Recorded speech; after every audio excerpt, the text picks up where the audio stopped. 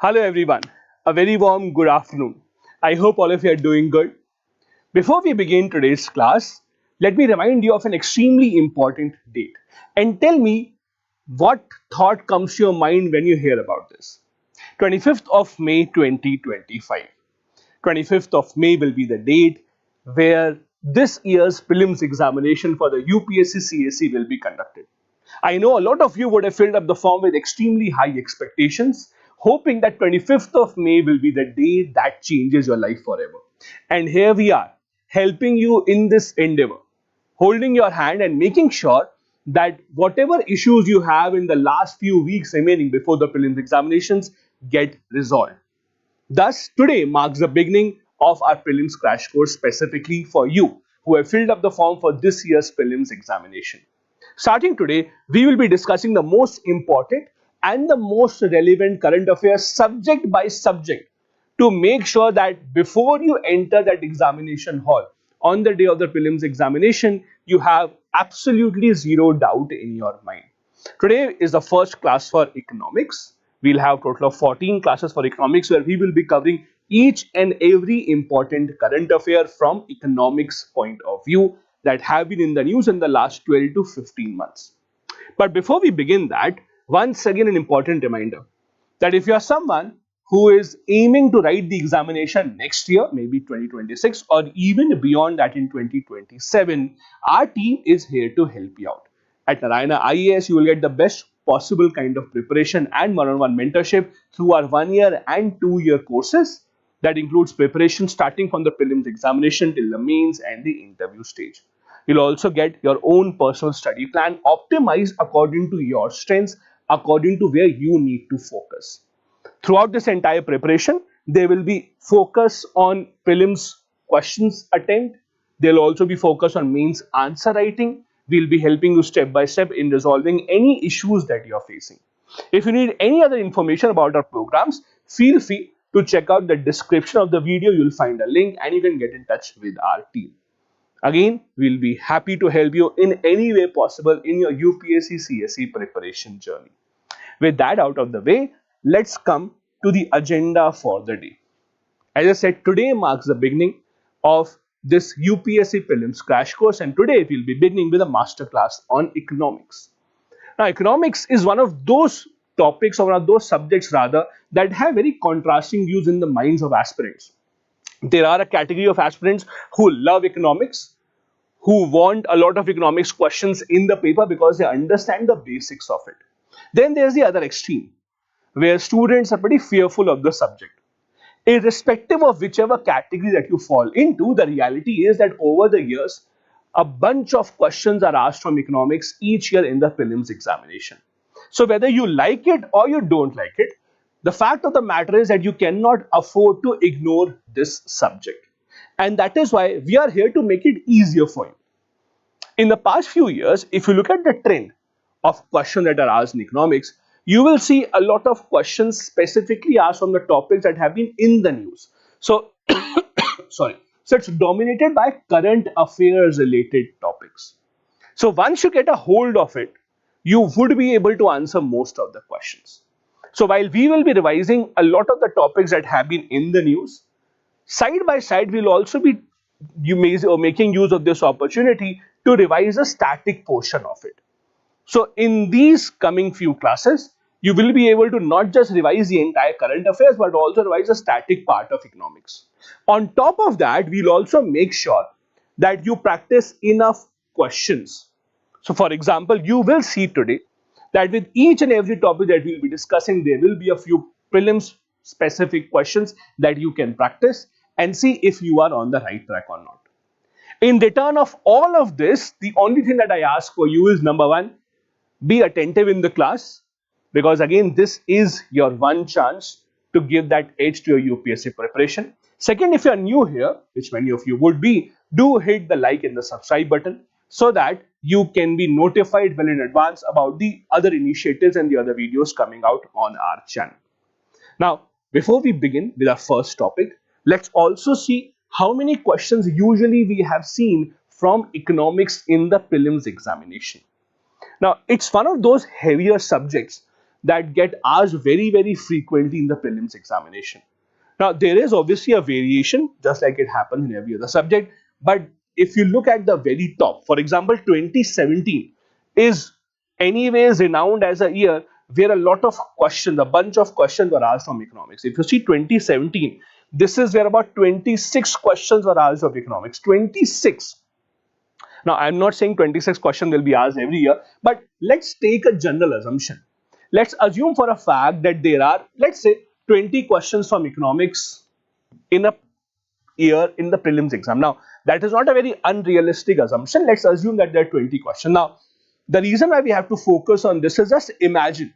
Imagine the fact that if you are able to answer these 20 questions correctly, just see the result it will have or the impact it will have. If you answer these 20 questions correctly, that means you are getting 40 marks. That means generally about 40% of your cutoff can be cleared just by focusing on economics. This is the value of this subject, because it's so heavy in the prelims examination that if you assume the general cutoff, let's say to be 100 or near about 100 plus minus 2, 3, a bunch of cutoff will be cleared just by focusing on economics, and that is why you cannot afford to ignore this subject. Now, it's not just about the number of questions asked. It has a bunch of topics, so you also have to focus on what are the topics from where most of the questions usually appear. Now, if you actually see, these are the topics that have repeatedly appeared in the prelims examinations from economics. For example, a bunch of questions have been from macroeconomic indicators. Now, in case you are wondering what is a macroeconomic indicator, don't worry. It simply means indicators about our economy, like the inflation growth, the GDP growth, basically numbers for the entire country, overall numbers of the economy. A bunch of questions are asked from here in the past 15 years. Then similarly, monetary policy, inflation control, what has been the method of the RBI to control inflation, what is monetary policy committee, for example. Then there are questions on budgeting, financial institutions, banking. All of these topics we will be covering here as we go ahead in the series of masterclass. Anyways, if you join our full year courses, you will see a lot of these topics and many others that are covered from beginning till the very end. Also, if you want to see in terms of percentage terms, for example, which particular part is important, which particular part gets asked more and more often, this is where you see a lot of questions from macroeconomic indicator, a lot of questions from government schemes as well. So it's very heavily tilted in favor of current affairs. That is how the trends have been. Now, analyzing these trends, or at least going ahead and reading them, makes you realize where do you have to focus and what are the parts that you can take slightly lightly. With that out of the way, let's begin with our first topic then. The first topic that we have taken up in our economy lectures is the economic survey. By far one of the most important documents released by the government of India.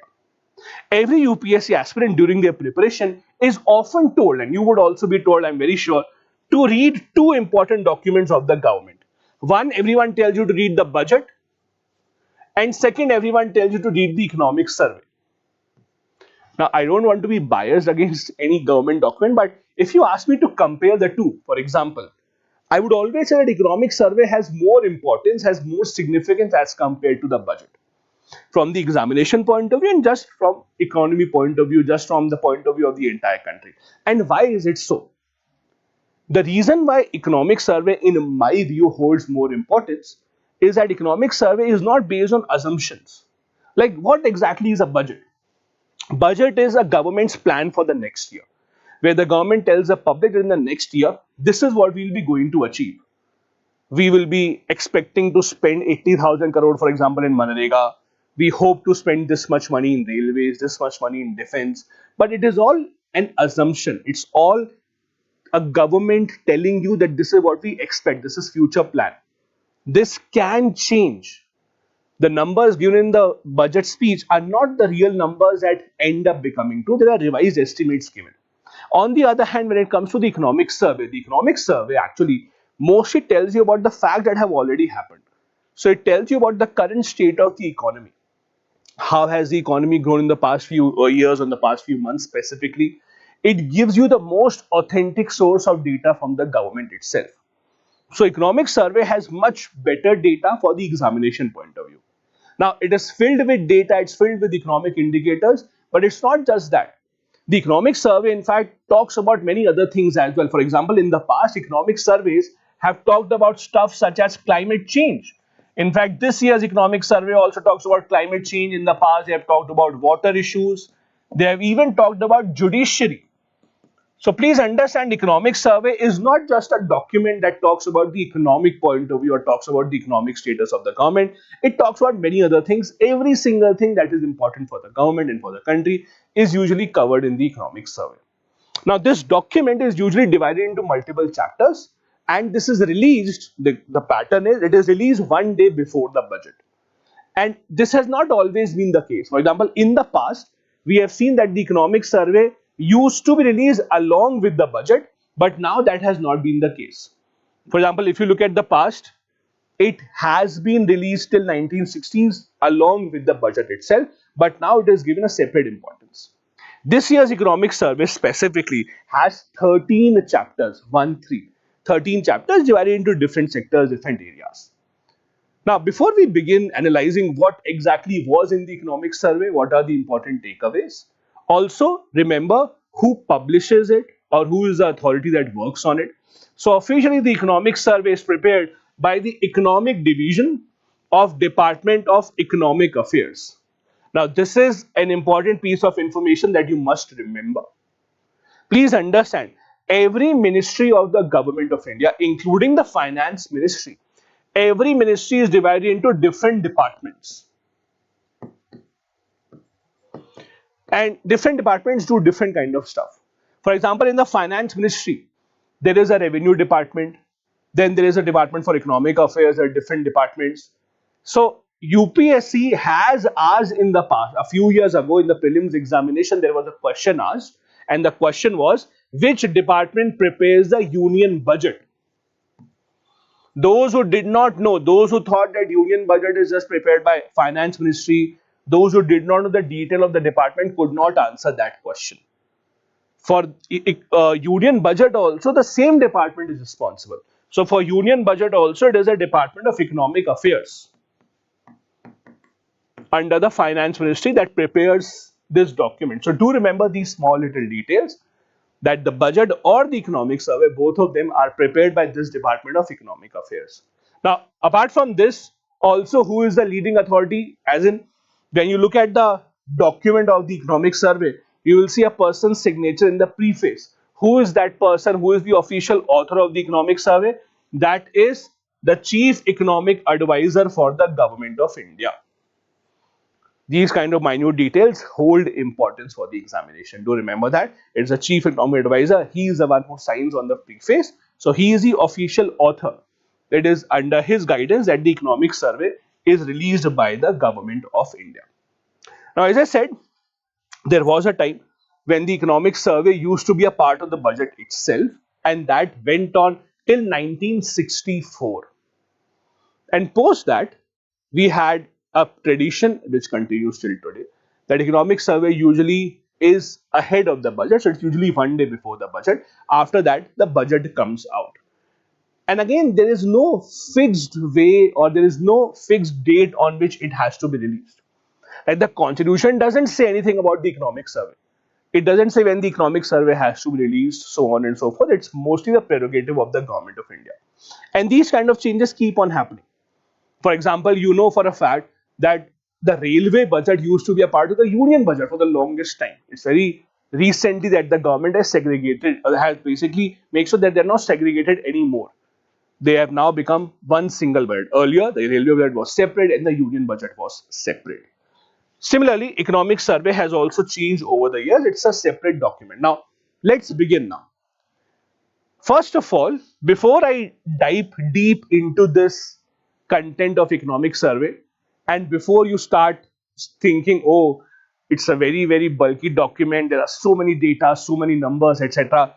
As a teacher, it is my responsibility to first tell you what do you have to remember, what do you not have to remember. Please understand, from a teacher's point of view, if I'm teaching you something, the easiest thing that I can do is just to tell you remember everything. But I know that's not practical. If I'm telling you remember everything, I'm just playing safe so that I can be covered up in the end and I can tell you I told you. But it is my responsibility also to tell you what not to remember so that you have enough space in your mind. Now, please understand how the prelims questions are formed. We will be seeing a lot of data, a lot of numbers, but in the prelims examination, exact numbers, exact data is usually not asked. Please understand what I'm trying to tell you and listen to this very carefully. In the prelims examination, the exact data, exact number is usually not asked. They focus much more on the trend. Now, what do you mean by trend, or what am I trying to tell you here? Let's imagine a situation here. Now, we'll study this later, but just to give you an example here, let's assume you read about unemployment in India, okay? And you read about the fact that in the rural areas, unemployment, let's say, is 2.5%. Again, this is not the real number, I'm just giving an example. That let's say in the rural area, unemployment is 2.5%, and in the urban area, let's assume unemployment is 5%. Again, we are making these assumptions. Rather than remembering this, that okay, this is 2.5 in rural, 5% in urban, there's a very little chance that the UPSC will actually ask you how much percentage of unemployment is in the rural area or in the urban area. They will not ask you this. Rather, there will be a statement that says unemployment is higher in the rural areas as compared to urban areas, or vice versa. This is what you have to remember. That's what I mean when I say that it's important to remember trends and not exact data. See, if you remember the exact data, even better, it becomes easy for you to remember the trends. But again, I'm just trying to make it easier for you to simplify it for you. Remember the trends, increasing, decreasing, what is more, what is less. That is much more relevant for you rather than actually remembering the exact data. And again, we are talking specifically, strictly from the point of view of the prelims examination. In the mains examination, it depends on you entirely how much data do you want to quote. So it is again up to you. But from the prelims examination point of view specifically, you do not really have to worry about that, because again, they ask trends mostly and they don't really ask about the data specifically. So remember that part. Now, apart from that, again, let's come back to what the economic survey tells us. So there are 13 chapters. We will mainly be focusing on the important ones. We'll be focusing on the important takeaways. So first chapter is about the state of economy. It tells us about where does India stand. Again, as I told you, the difference between the budget and the economic survey is the budget predicts the future. Economic survey, on the other hand, tells you what had happened in the past. So basically, it is giving you data of the last year, the ongoing year. So it says that India's real growth is estimated to be 6.4% financial year 25. For those who don't know, when we say financial year 25, what we mean to say is the year that will end in March 25. So the ongoing, that is 31st March 2025, from 1st April 2024 to 31st March 2025. This is called financial year 25. Now, the economic survey, because it comes out in, let's say, Jan, Feb beginning, that is why the economic survey only mostly gives you data till December. They do not give you the entire year's data because they have to prepare themselves to be published. So mostly you will see the data that is given is usually up till December. In some cases, it may be till September also, because September represents the first half of the financial year, but it is not a complete year data. So they are estimating that by the time the year ends, India's GDP growth will be 6.4%. They also tell us in comparison what is the global growth number. So they say that as per the IMF projection, what IMF has said, the global growth on an average will be about 3.3% in 2023, 3.2% is the global growth projection in the next 5 years. So it's again, it's in the similar ballpark. If you actually see, global growth numbers have been very similar to this in the past few years, lump sum 3, 3.1, 3.2. So there's not much of a change here in terms of the global growth. One other part where the economic survey has specifically talked about, that is something called the retail headline inflation. Inflation has softened, means it has come down. Now, we will be discussing about inflation later on as well, but just so you know, inflation specifically says a general increase in the prices of the commodities. Inflation targeting, that is target to be achieved specifically for inflation is the job of the RBI in India. Reserve Bank of India has a monetary policy committee whose job is to target inflation, whose job is to make sure that inflation remains in a certain range. What is that range? That range is 2 to 6%. Or the other way to write this is 4% plus minus 2%. So whenever we have inflation between 2 to 6%, it's considered fine. Anything above or anything below that becomes a problem. This is the job of the Monetary Policy Committee. Apart from that, the economic survey also tells us that capital expenditure has improved continuously from FY21 to FY24. We have a separate topic on capital expenditure as we go ahead today, and we'll be discussing that in much more detail then. But just for your basic idea here, capital expenditure is an expenditure by the government to build certain asset or to reduce the government's liability. That is the expenditure that the government does. For example, when the government makes an expenditure to build roads, highways, ports, all these are examples of capital expenditure. Government is proud of the fact that they are increasing their capital expenditure. The government takes a lot of pride in this. They in fact highlight this time and time again that see, we are improving our capital expenditure, we are increasing it, because capital expenditure increase means you are building infrastructure for the businesses in the future. It will be easier for people to do job, to do business. There will be more jobs created. That is how capital expenditure usually works. In short, it's called as capex.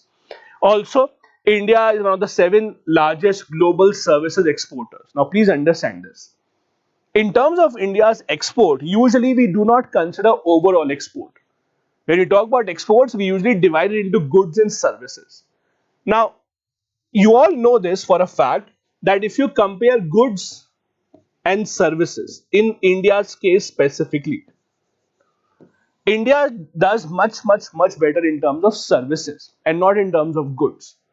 For example, just to put that into context so that you understand this, if you look at the total stuff that is exported from India, whatever goods that are exported from India, they make up around 2.5% of the global export. So if countries around the world are exporting stuff rupees 100, from India only rupees 2.5 worth stuff is being exported, only 2.5%. In comparison, do you know what China's share is? China's share in the global manufacturing or global export in goods is close to 25%. Imagine this. 1/4 of the products that are exported in the world market actually are Chinese products. That's how high their export commodity is in goods. Now, in India's case, again, our focus in the past few years and our contribution to GDP also has been dominated by services mainly. India is well known for as an exporter of IT related services, computer related services specifically, where we are doing very well. In terms of services also, although we are doing well, but that doesn't mean that we are the world leader. In terms of services, we are the 7th largest, and this ranking keeps on changing, 5, 6, 7. The countries that are usually doing better than India include countries such as US, there is Germany, there is UK, there is Ireland also, by the way. It's a very interesting case study. Ireland is not a country that you hear a lot about when it comes to exporting, but what Ireland has done is they have made their tax laws in such a manner that it is very attractive for big IT companies to set up their headquarters in Ireland. Like Google, Apple, all of these have their big offices in Ireland so that they can export stuff. That is why Ireland has a lot of services export. Anyway, so all this is data that has been given in this year's economic survey. Now, also if you compare how this year has been, that is FY25, as compared to the average of 2015 to 2024. So the yellow bar shows you the average of the last 9 years from 2015 to 2024, and the green bar shows you how we have done this year. So if you actually see, in a couple of things specifically, we have done better than the average of last year. Agriculture, for example, has been slightly better than the average. Now, this kind of a trend again is important for the prelims. Remember what I told you. Focus on trends. Focus on trends, not the exact numbers. Exact numbers may not be asked. In the prelims, focus on trends. So, for example, if the statement is that gross value added in agriculture in FY25 has been more than the average of the last 10 years, that would be absolutely correct. These kind of complicated trends can be asked by the UPSC, so do pay attention there as well in the long run. All these graphs and data, you will find a lot of them in the economic survey. Again, but there's no time for you to read them now, so I've chosen the most important ones here for you itself. The economic survey also talks about the monetary policy and financial sector development. Although there are a lot of this stuff here, but probably the most important fact from this part, the most important one that you have to remember, is what happened with the NPAs. You know, our banking sector has especially been extremely worried about the growing NPAs in the past few decades. NPA stands for non-performing asset. So the bank gives out a loan, that loan does not come back for various purposes, that becomes an NPA, non-performing asset. When you have very high NPAs, the result is that the bank will go into losses. Ultimately, the bank will have to be shut down. So for any growing economy, including India, it's imperative that we reduce the number of NPAs. And this is the big highlight of this year's economic survey. The gross NPAs that we have right now, that is called GNPA or gross NPA, whatever you want to call it, has improved considerably. And improved how much?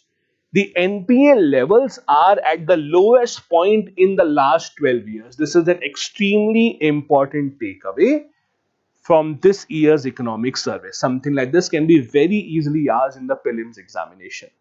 So, gross NPAs, we are doing very well. That means that our banks are performing well. There are lesser chances of banks going bad, the lesser chances of bank being bankrupted. So that is where it's a good news. This level of NPA has come down to 2.6%. So whatever loans have been given out, 2.6% of that has been the NPA. So it's coming down, it's reducing, which is a very, very good thing for us in the long run. On the other hand, stock market capitalization has been good. Not a great day to talk about stock market if you have been watching the news since the morning. The morning started when the news flash was that Sensex has tanked over 3,000 points after what Donald Trump has been doing consistently and what he did around the weekend. So not a great time to talk about the stock market, but anyways, the economic survey from that time frame, the time that it was published, from that time frame, they talked about our market capitalization to GDP ratio. That is in proportion to our GDP, what is the market cap of all the companies listed in the Indian stock market? That is around 136% of the GDP. Now, this is again something that has to be taken into context. Please understand, India's stock market is still in a very nascent stage. Nascent stage as in there are still very few companies that have gone public. There are still very few companies that actually offer their share in the stock market. If you actually compare with the developed countries, US, most of the European countries, you will see there is still a lot of potential, a lot of scope for many other companies coming out and listing themselves in the stock market. The more companies that list in the stock market, the more transparency it brings in the economic system. So it's a win-win situation for everyone. The public can also make money out of it. So the biggest takeaway again from this part is the bank credit has also grown. Bank credit grown means banks are giving out more loans as compared to earlier, which is again a good sign. Understand this, for any business or agriculture for that matter, it's important that they have availability of credit. Availability of credit can be from different areas, but if it comes from bank, if it comes from a financial institution like a bank, it's safer that way. It's better for them as well, so that it can actually give them better results. It is regulated by the RBI also, so RBI also would want people to take loan mostly from the banks and not from the other places. So it's a good sign that the bank credit growth is increasing, profitability of the banks will also increase, and the result again is that NPAs are at a 12-year low. Again, I am highlighting this point again because this is a very, very important takeaway from the economic survey. What about the export and import? That is the external sector. In terms of import and export, again, we are showing some promising signs. The economic survey says that overall exports has grown by 6% year on year. Now, please understand this. What is the idea of this year on year? Please understand how economic data is collected. So when, let's say, the government says that there is a 10% year on year increase, what do we mean to say?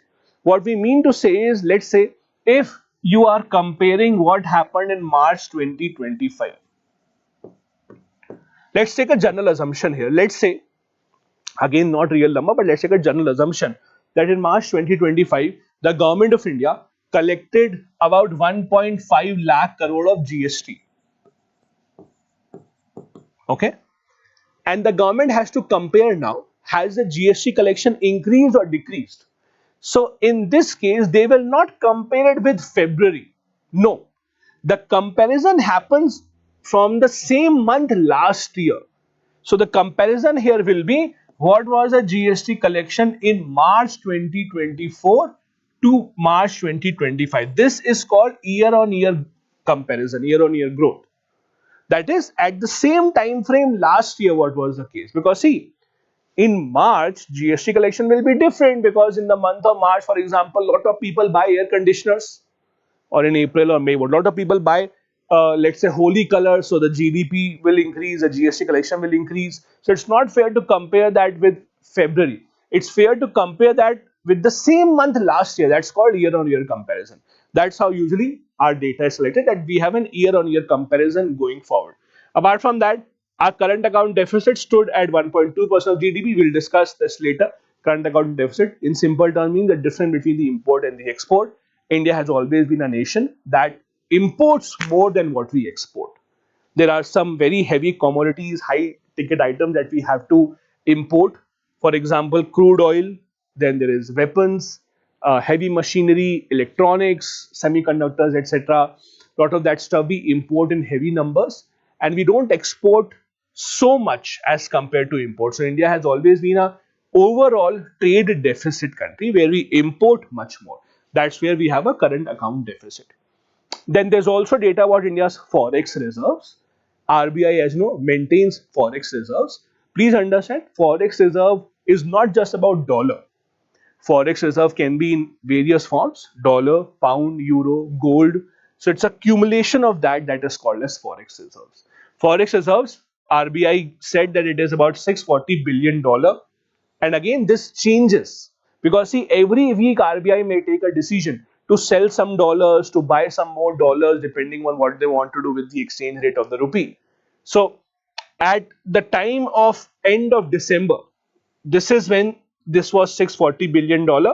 And again, this is why UPSC will never ask you exact numbers, because as of today, it will not be $640 billion. RBI publishes a weekly report. If you are really interested, you can go to the website of RBI. They give a week on week data that this week we have so much forex reserve, last week we had this much, so you can compare this. So it keeps on changing. It depends. For example, let's say the rupee is depreciating very quickly. When the RBI wants to control the depreciation of rupee, what do they do? They sell dollars in the market to increase the supply of dollar in the market. Vice versa, if they think that they want to depreciate the rupee, then they can buy some dollars. So this forex reserve keeps on changing, but it is pretty healthy. So in comparison, if you compare this, it is sufficient to cover about close to 11 months of our import. This is a very, very good sign. See, there is no maximum limit. The higher it is, the better it will always be. But I'll just put the things into perspective here for comparison. All of you would have read about the 1991 LPG reforms. The 1991 LPG reforms that India introduced were specifically needed because India had almost zero money left for imports. We had high debt, we had high interest payment to be given back. We did not have any foreign investment coming in. Just to put things into perspective, at the time in 1991 that we went to the IMF to take a bailout package, India's forex reserves at that point of time in 1991, the money that we had left was $1.2 billion only. Just imagine this. The time that we went to the IMF, the forex reserves that we had remaining were only $1.2 billion. Compare that to where we are right now and imagine the situation that would have been in 1991. It said that we barely had money for 2 weeks of import, not more than that. This money was enough only for importing stuff for 2 weeks and not more than that. So this is the journey that we have seen that India take after the LPG reforms were introduced in India. Anyway, so this is one of the other things that we have to understand is what is external debt to GDP ratio. Now, government of India year on year runs a budget deficit. Budget deficit in the sense that we always spend more money than we earn. That means the government has to take loans. There are two types of loans or debt, as you call them. There are external debt, which the government takes from outside the country. It can be from institutions such as the World Bank, Asian Development Bank, IMF if the need be, and there are other countries. On the other hand, there are internal loans, or there is internal debt or national debt. Usually, please remember this, again you don't have to remember the exact numbers, but always remember, from the government of India's point of view, their internal debt, that is the money they have taken from within the country, is much more than their external debt. Please remember this. This again is a very important fact for you to remember.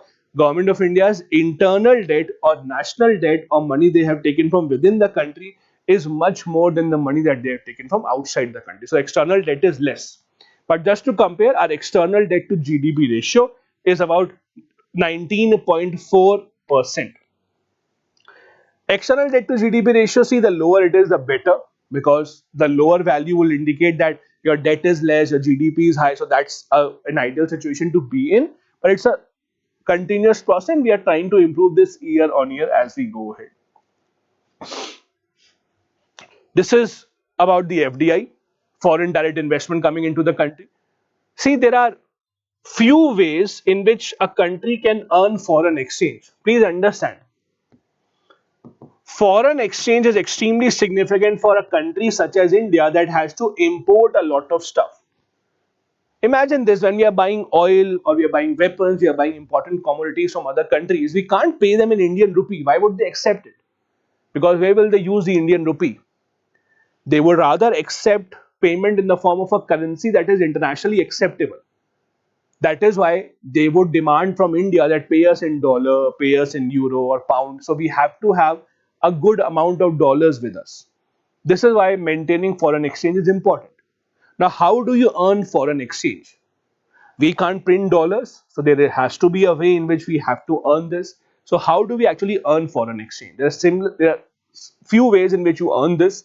First, obvious, you take a loan from these countries or IMF or World Bank.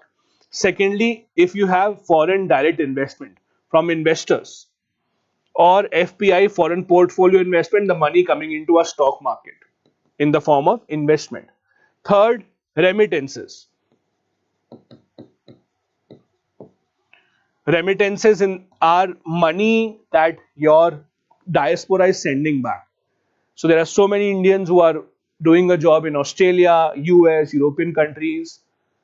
The money that they're earning, a lot of money is sent back to their family members, to their friends.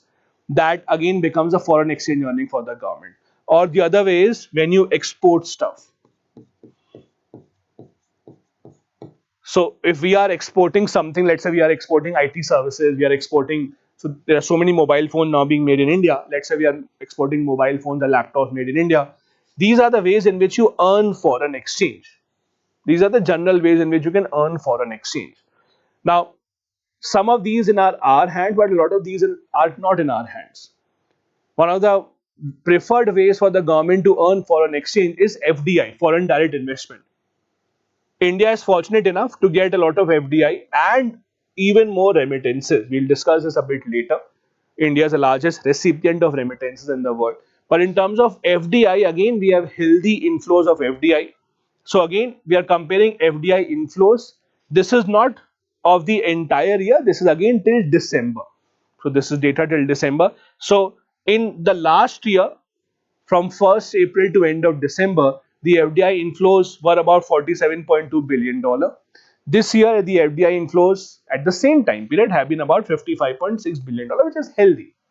The countries from where usually we have significant FDI is US, then there's Singapore, then there are countries such as UAE. We may also see some from tax havens such as Mauritius. Then we also might have Switzerland, France, changes time to time. But usually the top two countries that sent most of their FDIs to India is USA and Singapore. So this is where again FDI inflows have also increased. Again, remember the trend and not the exact number. I'm repeating time and time again. The UPSC will not ask you exactly how much money came in the form of FDI, but they may ask you that as compared to FY24, more FDI came in FY25. That will be true. So focus more on the trends rather than focusing on how much money exactly is coming in. What about other things important for the economy, that is inflation, prices? What is it that the economic survey talks on that front? Global inflation rate has moderated, again moderated to 5.7%. The number exactly is not important for you. Now, why is it that the global economy faced inflation? You have to go back to the time of COVID-19 to understand what was happening. See, when the COVID-19 crisis was at its peak, a lot of people around the world lost their jobs, and the governments had to increase personal private expenditure. See, the simple economics will tell you, when people are pessimistic about their future, the spending, the expenditure reduces. It's a very simple fact. For example, if I'm not sure whether I will get the salary next month, I will not spend any money now. Whatever money I have left, I will just keep it in my bank account or in my pocket because I'm not sure. So a pessimistic economy will always see reduction in the expenditure. On the other hand, an optimistic economy will always see expenditure increasing. When the people are optimistic that okay, no problem, I'll earn money next month also, let me spend this money, that is always a signal of an optimistic economy. Expenditure is extremely important for any economy. Without expenditure, that means there is no economic activity. People are not buying stuff, factories will not be making stuff, there will be no salary given. All of this basically together becomes a big problem. So the result is, in the COVID-19 crisis, the governments had to increase expenditure, but people had no confidence that would they be earning money next month or not. The jobs were being lost. So the result was that the governments decided to put money in the hands of the people. Now there are various ways in which it happens. US and European countries, what they did was they started distributing free cash. As in the US, every family got a check of $1,500 from the government. Doesn't matter what you do, you will be given $1,500 from the side of the government. In India, the government did no such thing. The government of India, rather than distributing cash, distributed food grains and other things that were required. Now, the result was that if you look at Western economies, the simple logic of economics is, if you distribute free cash and you are not increasing production simultaneously, it will bring inflation. When you have too much cash in the economy, it will increase the prices, it will lead to inflation. So inflation in US, Europe has been strong since the time of the COVID-19 pandemic. In India, we have not had that kind of a problem because we did not take that step during the COVID-19. Now the inflation in Western economies or global economies specifically has started to soften, that has started to come down. This is the reason. Retail inflation in India saw a reduction, so it has come in the ballpark of where we are aiming. The aim, as we discussed, is 2 to 6%. This is where we are. RBI and IMF, both of them project India's consumer price inflation will align with the target of 4%. So 4% is ideal. 2 to 6% is the range that we are hoping for. Again, remember, inflation targeting, that is to achieve the goal of inflation, is a responsibility of the RBI. It is not the responsibility of the government. Please understand what I am trying to tell you. The government also tries to control inflation because they know for a fact that when they will go and ask for votes from the people, people will be angry if there is too much inflation. People will be angry that the price of commodities are increasing. But it is officially not the responsibility of the government to control inflation. It is the responsibility of the RBI. That is why they decide the policy rates, CRR, or repo rate, reverse repo rate, etc. That is meant to control inflation only. The RBI, the IMF, both of them think that going ahead, India's inflation will again be in the ballpark of where we want it to be, close to lump sum 4%. Now, as I said, from the RBI side, the primary responsibility of targeting the inflation numbers, of making sure that inflation is within that range, is with a committee called the Monetary Policy Committee. Now, Monetary Policy Committee is not very old. It in fact was established as a part of the recommendation by the Urjit Patel Committee, We'll discuss about this in detail later. But just to give you an idea here, the Monetary Policy Committee decides the policy rates in the country. Policy rate refer to repo rate, reverse repo, CRR, SLR, etc. It has 6 members. 3 are from the RBI. So there is the governor of the RBI and there are 2 deputy governors. And then the 3 people are from the government. So there are 6 people who decide this. Whatever decision they have to take has to be by a majority vote. If there is a tie of 3-3 and they have to decide whether the decision has to be taken or not, then the casting vote, that is the vote that will decide in case of a tie, is with the RBI governor. So it's not that government has taken away the power from the RBI. The government does not have equal powers. They might have equal representation in the form of 3 people from the government, 3 from RBI. But even then, if it comes to equal number of votes, it is the RBI governor that has the upper hand in that kind of a situation. This is what the Monetary Policy Committee works like. Again, it is MPC in short. Then what does the survey talk about industry? What has the industry been doing in the last year or so? Industrial sector again expected to show a growth of 6.2%, which is good from India's point of view. The government in the past few years, and especially during COVID-19, if you notice, has been talking a lot about the MSME sector. The government wants to push MSME sector forward. MSMEs, micro, small, medium enterprise. So small scale companies, they are the ones that employ a majority of workforce in India. And they are the ones who have a lot of problems. They don't get access to loan. There's a lot of difficult procedure involved if they have to register themselves with the government. Licensing is an issue. All these things are big issues. And the government has been trying to help MSME sector consistently. What has happened here in the industrial sector? The good part from India's point of view is that we are in the top 10 patent filing countries in the world, which is a very good thing. Filing of patents indicates that there is new technology that is emerging in your country. Patent simply means, let's say if you work on something new, you make a new invention, you safeguard it to make sure others can't copy it. Let's take a simple example here. Let's say you're a pharmaceutical company or you're a scientist and you worked day and night for several months, several years, spent a lot of money, and you ended up creating a medicine that will cure AIDS. We're just taking an assumption here that you have discovered a vaccine or medicine that will cure AIDS. You would have spent so much time, so much money on it. So you deserve to earn money, you deserve to earn profit. How do you stop other people from copying this now? How do you stop other people from copying this invention? You go to the government and ask for a patent. Usually, patents are given for 20 years. So for 20 years, the guarantee from the government is no one will be able to copy this medicine. You sell at whatever price that you want. Once the 20 years are over, then it will be open for others also to come in and provide the same at a lower cost.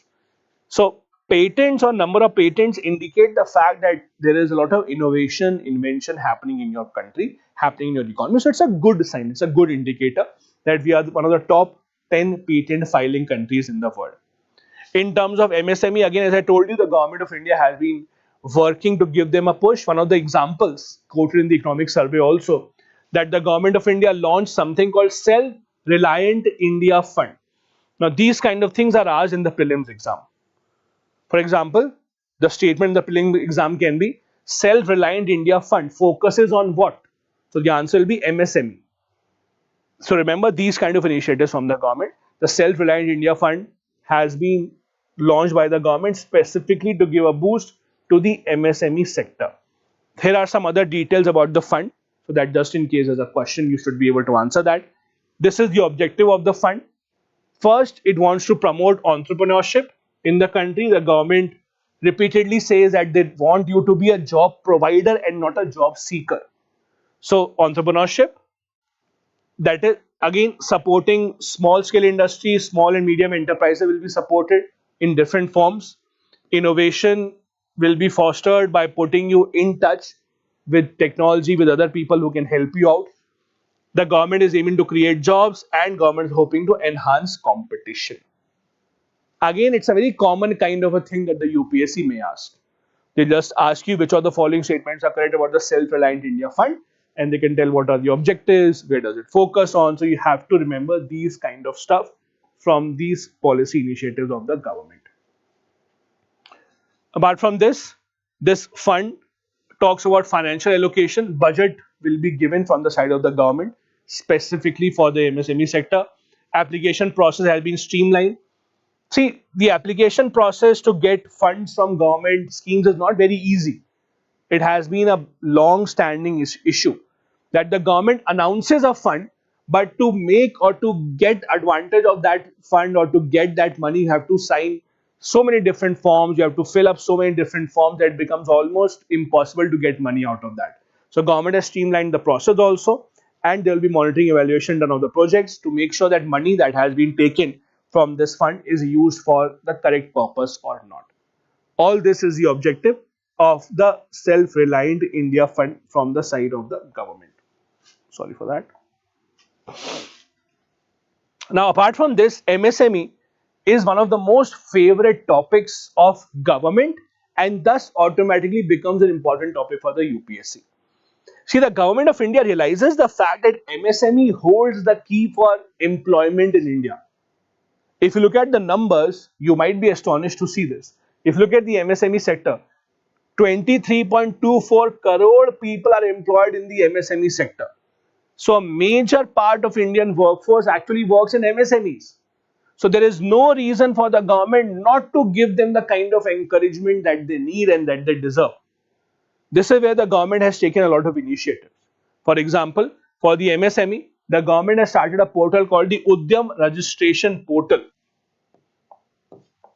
It is again important and can be asked by the UPSC, what is this portal about? So this is a self-declaration portal for the MSME. Now, this idea of self-declaration is pretty new in India. Like for example, earlier, if you had to, let's say, open up a business, open up a factory, you had to fill up a lot of forms, you have to get certified from the government that everything is fine, everything is in place or not. Self-declaration means that the government will not do a background check. You tell the government that I have this machine in place, I have these many people working for me, the government will accept it. The government might carry out a random inspection, but in the beginning you can start your work without having to fill up a lot of forms. This is what self-declaration means, that the government shows trust in you. Government says, okay, you have told that there are so many people, you have told us that this is your business, we trust you, don't worry, go ahead and start to work. That's called Udyam self-registration portal. Then we also have Udyam Assist platform, where the MSMEs can actually get access to credit. See, the big problem that MSMEs have is they find it very difficult to get loans from the bank. When they go to the banks ask for a lot of paperwork, lot of government documentation, etc. They don't have the registration to show. That problem has been solved with again Udyam portal. Credit guarantee scheme has also been launched by the government. Under this, the limit of 2 crores has been increased to 5 crores. Now, please understand the credit guarantee scheme here. You will see a lot of times the government of India announcing schemes that money will be given to this company or that company. Please understand this.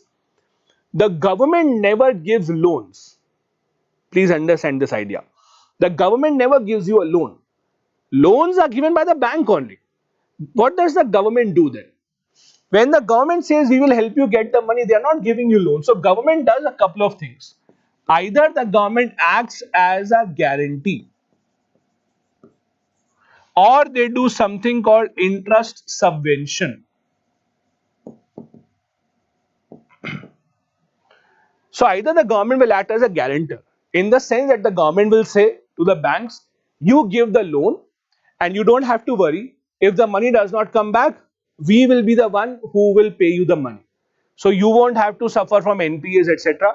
You be open, be free to give them the money. We will give you the money back in case the money or in case the loan is defaulted. So either the bank gets a guarantee from the government. This is what credit guarantee scheme is.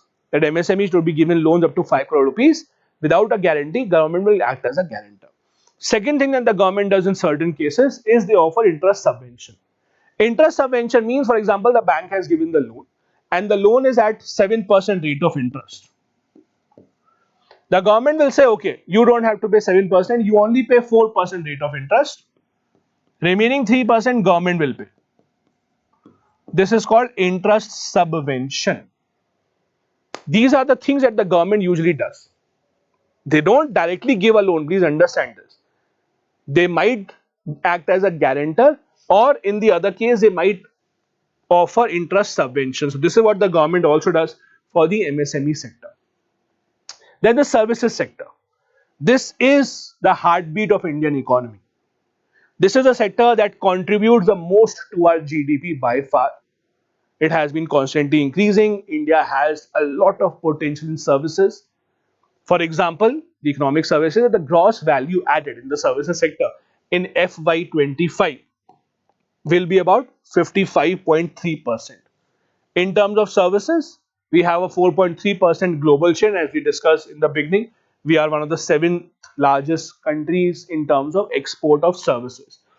Now, please do understand one more thing here. When I say services, or when you read the word services, the biggest mistake is that the assumption that everyone makes in the name of services is that, oh, services means IT services. See, IT services or ITES as it is called is just one part of services sector. Services sector is much broader than just IT services or ITES. For example, the services sector includes a lot of other things. Let's say hospitality, tourism. That is also part of services. Insurance. Again, it's a part of services. Banking. It's a part of services. Consultancy. It's a part of services. Basically, when you are spending money on something and you are not getting something physical in return, that means it's a service. When you take a train, when you take a flight, they are not giving you something physical in return. What did you do? You basically paid them money to take you from one place to the other. That's services. So please understand, service sector doesn't just mean IT sector. That's a big mistake that many of us commit in assuming that all these are part of services only. So India's service sector anyways contributes the most to our GDP, comfortably above 50%. Tourism sector also has contributed considerably. Pandemic had a major impact on tourism. It devastated tourism not just in India but around the world. Now we have come back to the pre-pandemic era in terms of tourism as well. So it's a good sign going forward for the services sector as well. Economic survey also talks about climate and environment. As I told you earlier, don't go on the name economic survey. Don't assume they only talk about economics and economic indicators. Economic survey also talks about many other things that are relevant to the country. For example, climate and environment. India, as you know, has been focusing a lot on moving towards a sustainable future, moving towards cleaner energy. We have already announced a target of, we have already announced that we will be achieving net zero by 2070. This is not a forced target. No one forced us to announce it, but we announced ourselves that by 2070 we will be achieving net zero. Not just this, we also aim to become a developed country by 2047. That is, by the time we complete 100 years of independence. Now, please understand here, there is no official definition of what is a developed country. Please understand this. UN, WTO, no organization has any definition of what do you mean by a developed country. There is an official definition of LDC. LDC means least developed country. This is your homework for the day, by the way. Tell me in the comment section what exactly is the definition of LDC. But there is a definition of LDC. But for developed and developing country, there is no definition. What I mean to say is, tomorrow, if the Prime Minister of India announces that from today onwards, India is a developed country now, there cannot be any arguments against it because there is no proof for that required. On the contrary, if India tomorrow declares that we are a developed country, US, Donald Trump will be very happy. In fact, their argument or their allegation against India is that India is a developed country. They keep on saying we are developing so that countries cannot tax their products more, so that the countries impose lower tariffs against India, so that they get a cheaper loan from the World Bank, etc. So while the government has announced that we will become a developed country by 2047, but the reality is There is no official definition of it. So what is it that the government is trying to do? The general assumption is that when you say that we are a developed country, or when you say that we are trying to become a developed country, the general assumption here is that your development indicators will be similar to that of Western Europe. So Western Europe basically is the place, or Western Europe is usually considered as the benchmark, the standard benchmark, where the countries want to become a developed country. But again, I'm telling you, there is no official definition of what is developed and what is developing. For example, Donald Trump, in his first term, when he first became the president of the US, had very categorically pointed out towards India and China. He said that India and China are actually developed countries in the garb of a developing country. He said that India and China specifically are these countries that don't deserve to be called developing. Because when we go to the World Bank, for example, to take a loan, we see that the World Bank actually offers a lower rate of interest to those that are developing countries, and even lower to least developed countries. I see some responses coming in for the least developed countries in the chat. Thank you so much. I hope that you would read even more about the least developed country. It's a very interesting case study. In fact, I'll give you another related example here. Since Bangladesh is so much in the news with respect to India also, Bangladesh comes in the category of LDC, least developed country. That in fact has played an extremely important role in Bangladesh being able to export so much merchandise and so much apparel to developed world. You know, when you shop from, let's say, outlets such as Zara, you see the tag on the back of your shirt and the tag on the back of your top, you will see made in Bangladesh. They have done very well, but one of the advantages that Bangladesh, for example, has right now is because it comes under the category of LDC, least developed country. So when they export a certain stuff, let's say to US or Europe, they are not taxed at a very high rate. They are taxed at a lower rate than most of the countries. This is the advantage you get when you are an LDC, or a similar advantage is given to a developing country. So India is a developing country for all matters. Even if you look at our indicators, per capita income, etc., we are way lower as compared to a developed country. Anyways, apart from this, as the economic survey also points out, India has been focusing considerably on expanding our renewable energy capacity as well. We are doing very well in that regard. In terms of solar, in terms of wind, India has a lot of potential. In terms of solar, we are doing very well. We have been expanding our solar capacity. The problem, however, with stuff such as solar is that where do you store the energy? In the daytime, for example, you make a lot of solar energy, but if you have to consume the same at night, or let's say the next day, where do you store it? Before you say, sir, battery, the answer is not that simple. How do you build such humongous batteries? And again, if you are polluting the environment by building those batteries, isn't it the same thing altogether? If you build solar energy or make solar energy and say, I am not polluting the environment, but to store that you need battery, that making which will pollute the environment, you are actually defeating your own purpose. So there is still no solution in hand for the countries around the world about where to store this energy.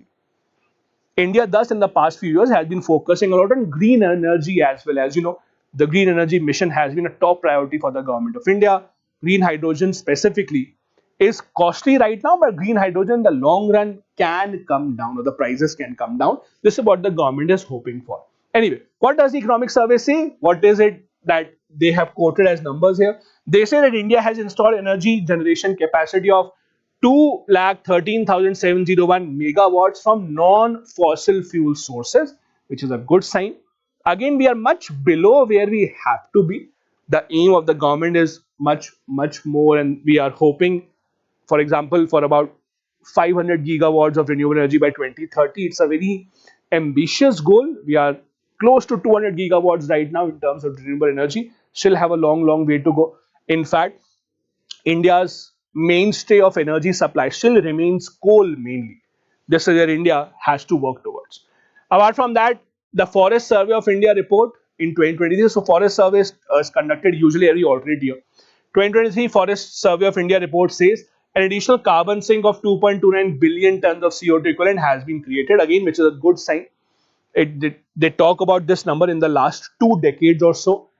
Again, for a country of India's size and scale, we need to do a lot more, but it's still fine. I'll tell you one more very interesting thing from the side of the government here. How you present your data is a lot in your hands. For example, if I am a student and I got just 1 mark extra as compared to last test, I will not tell that I got 1 more marks as compared to last test. I will say that I got 10 marks extra as compared to 1 year ago. This similarly here also, when the government wants to highlight a bigger number, they usually focus on larger time scale. Like look at this last point. The Forest Survey of India report says that 2.29 billion tons of CO2 equivalent carbon sink has been added, but they're not talking about 1 year. They have taken a very long time period of about 2 decades, because the focus of the people will be, oh, so much carbon sink has been added. It's not a false number, but it's just a way that you present the data to make it more promising, to make it look better from the point of view of the government, from the point of view of the reader as well. Again, something that the government, that the UPSC asks very regularly, especially on the basis of these forest survey reports, these kind of things are very regularly asked. That is, which are the states that have the highest number or highest amount of area under the forest cover. Now, there are two ways to look at it. One is a percentage area, that is the total area of the state, how much percentage of it is under forest. That's a different stat. I'll show you that. First, we are talking about the whole numbers, that is, we are talking about the absolute numbers. So, in terms of absolute numbers, which state has the highest forest cover? That is Madhya Pradesh. It's no surprise Madhya Pradesh usually remains at the top. So, they are. It's not that they have done this now. Madhya Pradesh about 77,000 square kilometer. The one surprise that some people might have is Arunachal Pradesh. It's a very small state. We have much larger states than this across the country, but it's such a small state. But even then, most of its area is under forest cover. So that is where overall also Arunachal Pradesh gets the second rank, about 66,000 square kilometer. Third is Chhattisgarh. Again, this is important. This kind of ranking is asked very regularly. And again, please understand, exact data is not important.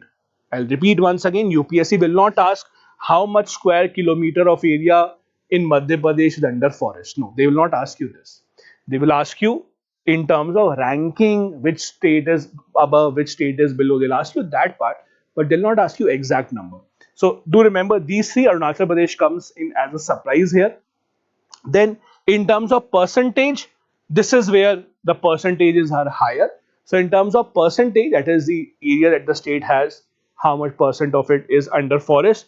The first position is taken by Lakshadweep. It's a combined ranking of state and union territories. So Lakshadweep, highest forest cover in terms of percentage, over 91%, 91.33% of its entire area is under forest. Second place taken by Mizoram, about 85%, and third place is taken by Andaman and Nicobar. Again, something that can be very easily asked by the UPSC. Please do understand and please do pay attention if they are asking you exact data or if they are asking you in terms of absolute numbers, that in absolute numbers which state has the highest forest cover, or are they asking in terms of percentage, because these are two very different things. All this data is from the Forest Survey of India report, and thus it is extremely important. These were the important highlights of this year's economic survey. Again, we have tried to simplify it as much as possible. We have tried to make sure that we only share the details that are important and relevant for the examination point of view, because otherwise it has 13 chapters in total. It's a very bulky document, but we are focusing primarily on the ones that are important for us. Now, on that note, let's try and answer a couple of questions here. As I told you earlier, our endeavor will be that with every topic that we discuss, there will be a few practice questions to get a hands-on practice whether you are able to solve this or not. If you are watching the recorded version of this video, feel free to pause it on the screen. Pause, think for a few seconds or for a few minutes, what should be the answer to this question. Pause, think about it. We will discuss the answer here as well. Till then, let me also grab some water. Think of what this answer would be.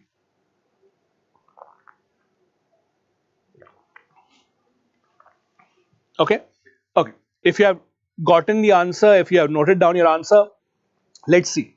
So the question is, with reference to Economic Survey 2024-25, consider the following statements. First, the survey highlights that the formalization of Indian economy measured through the proportion of EPFO, SCIC and GST registrations has plateaued since FY23. Slightly complex. Now understand. See, our economy has formal sector and informal sector. Formal sector means you are working for an organization that is registered, you get the social security benefits, etc. or not. About, and again, this might seem or this might sound to be astonishing to you, but if you look at the entire workforce in India, about only 6% of workforce is in the formal sector. 94% of India's workforce is in the informal sector. So the first statement is that formalization means people moving towards a formal sector has plateaued since FY23, means they are not increasing now. Is it correct? Yes, this is a correct statement. The survey has pointed out towards this. See, for an economy, for the government also, it is better that more and more people move towards a formal economy. When you move towards a formal economy, when you move towards a formal employment, you get social security benefits. For example, you get certain week offs, you get certain fixed time period to work. The government can also identify you, you have registered with the government can give you advantage of certain schemes. But the pace of formalization has plateaued, means not increasing, not decreasing. That is absolutely correct. Second statement. The survey emphasizes a shift in employment patterns, with the construction sector overtaking manufacturing in terms of net job creation during FY24. So, under industry also, when you say industry sector, there are various subparts of it. There is manufacturing and then there is construction as well. The survey does point this out. That is also correct. That the number of people who are employed in construction are now more as compared to number of people employed in manufacturing. It's again, it's a mixed signal for us. The government has been trying to push manufacturing quite a lot. We have been focusing on Make in India, Atmanirbhar Bharat. Unfortunately, however, its share in our GDP has not been increasing. That is also an indication where more people are shifting towards construction activities now as compared to people who would be working in the manufacturing sector. Second also is correct here. Third statement, it attributes the resilience of India's rural consumption primarily to the expansion of credit and Manrega outlay. So it says that in the rural areas, consumption, that is people spending money, has improved mainly because of Manrega and more credit being available. That is actually wrong. So in the rural area, consumption patterns, expenditure patterns have improved, but it is not mainly because of Manrega, etc. For example, the economic survey says that this is mainly because the government has worked on rural infrastructure. So rural infra, for example, has been built. Also, the government has been trying to roll out MSP, that is minimum support price, much more effectively. So it's because of MSP, rural infrastructure, that people have more money in their hand in the rural areas, and that is why the rural consumption pattern is improving. So the question is, how many of these are correct? Now, this is a kind of a pattern that UPSC started a few years back, where they might not ask you which is correct, they might ask you how many of these are correct, where it becomes difficult for you to play the guessing game. But in this case, we know 1 and 2, 2 of these are correct, third is wrong, the answer would be B. I hope you also got this one right. Again, this is the level of question that the UPSC may ask, so the answer here is B. If you got this right, you can pat on your back. I have one more question for you from this topic. Let's go to one more question from economic survey. Okay, so this is an indicator and this is the trend. The question is on the next page. Basically, the question is how many of these are correctly matched. Okay, so we have to say how many of these are correctly matched. So just look at this very carefully. Again, I would really advise you to test yourself. Maybe pause on the screen, take a few seconds, see if you are able to get this right or not. Again, the question is simple, whether this indicator and the trend that it mentions is actually correct or not. All of these are stuff that you should have read in economics anyways. Take a few seconds, maybe pause on the screen. Okay, now I hope you have played this again. If you have gotten the answer, let's see whether you are right or wrong. So first, private final consumption expenditure. So private individuals, the consumption expenditure, that is the money that they're spending. Sorry, that is the money that they're spending. The question says that its share in the GDP at constant prices has increased post COVID. No, that is not true. The private final consumption expenditure is not increasing post COVID. That is a worrying sign for the government. It's a big red flag for the government because the people do not seem to be spending as much money as the government would want from them. And that is why the final expenditure trend has not increasing. That is wrong. Second, the gross fixed capital formation driven majorly by household sector investment in housing. Again wrong. Again wrong. This overall fixed capital formation, that is infrastructure, etc., it is improving. That is mainly because of the public sector. It is a public sector that has been focusing and spending a lot more money here. It is not because at the private level people are investing more money. The capital expenditure push that we discussed in brief and we'll discuss in detail a bit later, the capital expenditure push has been from the side of the government, and this is why we have seen gross fixed capital formation improving. It's not because of the private sector, unfortunately. Merchandise export, decline attributed mainly to the fall in global demand rather than domestic competitiveness. That is correct. The merchandise export has reduced because the global demand doesn't seem to be as high. Again, it's a very simple logical argument. Whenever people see pessimism in the near future, wars going ahead, conflicts not ending, you will generally see people not spending more. So the global demand will obviously come down. Third is correct. Real interest rates decreased over financial year 24, aiding private investment recovery. Yes, that is correct. Real interest rate reduced means it was easier for the companies, it was easier for the organizations to get a loan from the bank. That was done by the RBI when the RBI thought that there is more money that needs to go into the market, and that is why they reduced their own policy rates. Repo rate, for example, was reduced. It was easier for the banks to get money from the RBI, and it was easier for the banks to give away loan at a lower rate. Third and fourth are correct, slightly complicated, but hey, we are few weeks away from the prelims. If this is not a time to answer complicated questions, then there will never be a time to answer complicated questions, because this is the level of questions that the UPSC does have a tendency to ask. So out of the four, which of these are correctly matched up?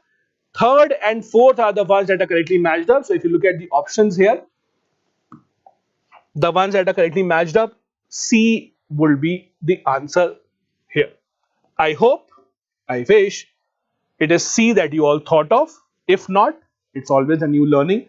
Please make sure that you do make a note of these. Also, by the time that the class ends, you have to tell us in the comment section how many of these questions did you get right, so that you can see how others are performing, you can see how you are performing. It's high time that you compete and you see where you stand against others. This is the explanation part. Second and first are wrong. Third and fourth here are correct. Feel free to take a screenshot if you want to revise later on. That will be helpful for you. On that note, let's begin our second topic. The first one was pretty bulky because it was mainly focusing on the economic survey, the important outcomes of the economic survey. The second part or the second topic that we have taken up is again a part of a kind of a survey, a kind of number detail from the government side, but not as bulky, not as verbose. This is called the Household Consumption Expenditure Survey. Again, filled with a lot of facts, but I will repeat once again, rather than focusing on the exact number, rather than focusing is it 7%, 8%, 10, 12, focus on the trends. Increasing, decreasing, highest, lowest, those are the stuff that are mostly asked. Now, what exactly is this survey? Why has this been in the news? These are the kind of surveys that the governments usually keep on releasing to make a note of how much expenditure is happening in the economy. Is it expanding? Is it contracting? It also gives a lot of data to the government to actually fix the inflation index, the CPI numbers, for example, consumer price index that we all notice that tells us about price increase. All that is based on such data. Most of this data in the form of survey, etc., that comes in from the government is actually coming in from the Ministry of Statistics and Program Implementation. It is one of those ministries that you don't hear a lot about, not one of those ministries that the ministers are fighting to occupy, because this is not those ministries that get a lot of allocation. They don't have many welfare schemes running, so there's not a lot of incentive for the ministers to take charge of such ministries anyways. But this is the one that mainly gives out these surveys. So the survey that we will be discussing, that is the Household Consumption Expenditure Survey, is with reference to 2023-24. These are the important findings. Now, these kind of surveys also give us a lot of data in comparing rural versus urban trends. Please pay attention here. When you read such reports of data coming in from the government, please make sure that you draw a comparative analysis between rural and urban. That's again a kind of a thing that the UPSC asks continuously. For example, they will ask about whether expenditure is higher in the rural belt or in the urban belt, or so on and so forth. These are all important parameters that you must notice. So what does this survey talk about? It talks about how the people are spending their money. For example, how much money are people spending in food? How much are they spending in conveyance? How much are they spending in consumables? How much are they spending in rent? All of this is given here. How is it important for the government? So government, for example, when they are deciding or when they have to determine how to get more money from the people, they have to understand which commodity should they tax and which commodity should they not tax. And if they tax a certain commodity at 10% as compared to 8%, for example, how much money will they get? All this data is actually given to the government, or the government gets this data based on such surveys only, because they tell us the consumption patterns and they give a fair bit of indication for the government of what to expect if you are taxing at a certain rate. Now, this data usually comes in from the office of the National Statistical Office, or NSO. It has been conducting this kind of a survey since 1951 at regular intervals. So usually you see year on year the numbers coming in. Not fixed as in which month will this be conducted. It can change from time to time, but usually once a year. Let's see what are the findings of this survey. What does this tell us exactly? So first, average monthly per capita consumption expenditure, that is about 4,122 in rural areas and close to 7,000 in urban areas. At the cost of sounding repetitive, I will still say this again, I'll repeat this again. Do not focus on the exact numbers. Focus on the trend.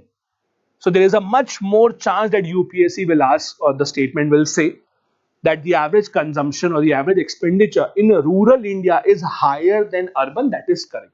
Sorry, that is wrong. In urban areas, the expenditure is obviously higher, and this is very obvious, even if you have to make a guess. When you live in the urban areas, stuff is more expensive. Rents are higher, the cost of conveyance is more, you have to travel more, the cost of food is higher. Everything that you actually consume or everything that you spend money on is usually expensive in the urban area. So that's a very general assumption that you would make. Second, amongst the states, the monthly per capita expenditure, so MPC is basically monthly per capita expenditure, as it says here. Amongst the states, and this is a surprise now, it is highest in Sikkim, again something that people don't expect, and it is the lowest in Chhattisgarh. Again, this kind of a data is important. It is important. They will not ask you how much expenditure does a resident of Sikkim makes in a month. They will not ask you that, but they might ask you that Sikkim is at the highest level, or a person living in Sikkim spends the most as compared to a person living in other parts. And similarly for Chhattisgarh, it is lowest. This is among the states. Now among the union territories, the highest is seen in Chandigarh, both in rural and urban. Lowest is seen in Dadra, Nagar Haveli and Daman and Diu. As you know, Dadra, Nagar Haveli, Daman and Diu has been combined to be a one single union territory. This makes the lowest, especially in case of our rural areas. And Jammu and Kashmir is the lowest in terms of the urban areas. Slightly complicated, but try and remember this. Overall, in terms of state, again, Sikkim is at the top, both rural, urban. Chhattisgarh at the bottom, both rural urban. In case of union territories, it is different. In case of UTs, Chandigarh at the top, both rural and urban. At the lower point, Dadar Nagar Haveli, Daman and Diu for rural and Jammu Kashmir for urban. Again, we are talking about the highest and the lowest expenditure that is being made. If you find it, see, a lot of you might think, oh, this is too complicated to remember. If you are one of those who thinks it's too complicated to remember, please understand the choice is not between remembering it entirely and not remembering it entirely. If you are confused and you think I can't remember all of that, try and remember a bit of it. Means, if you think you can't remember all of it, at least try and remember the first fact that the average expenditure is more in the urban area. And then try and remember, let's say, the fact about the states. Then at least I know that in terms of states, Sikkim is at the top, Chhattisgarh is at the bottom. Don't think because it's complicated, I won't remember anything. When it's complicated, try and take a chance of remembering half of it and then hope that that is a part that is asked. You never know what will be asked, but it's always better to remember at least some of it rather than not remembering any. This is the trend of how it has increased or decreased. For example, if you look at rural area and we are just comparing it to 2011-12 data, obviously inflation would have a role to play, but even then there has been a increase, consistent increase here. So in rural area, average monthly expenditure was about 1400 rupees 2012-11, 22-23, 11 years later it became about 3773, and then the latest survey it has increased even further. So there has been a consistent increase. Urban also has seen a consistent increase, starting with 2630, 6459, 6996. This is where we are. However, the one consistent thing has always been the major difference between rural and urban expenditure. This is the difference with rural value as the base. That is, the rural area spends 83% less, 71% less, 69% less. So now see, this is a trend. So this can be asked. The last value, that is the difference in terms of percentage of spending in rural and urban area has been decreasing. So the percentage gap between rural and urban spending has been decreasing over the last decade or so. Exact data not that important, relevant, but focus on the trends at least. Apart from this, one more important takeaway from this survey is where exactly money is being spent. So usually these kind of surveys divide the expenditure into two parts mainly, food and non-food. These are usually the two categories in which it is divided. So basically, if you look at the non-food part, in the rural areas, non-food expenditure is about 53%. In the urban areas, non-food expenditure is more, that is 60%. Again, a good takeaway and something that you can assume here.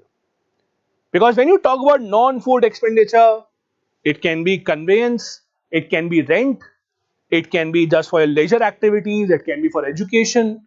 All these are non-food expenditure.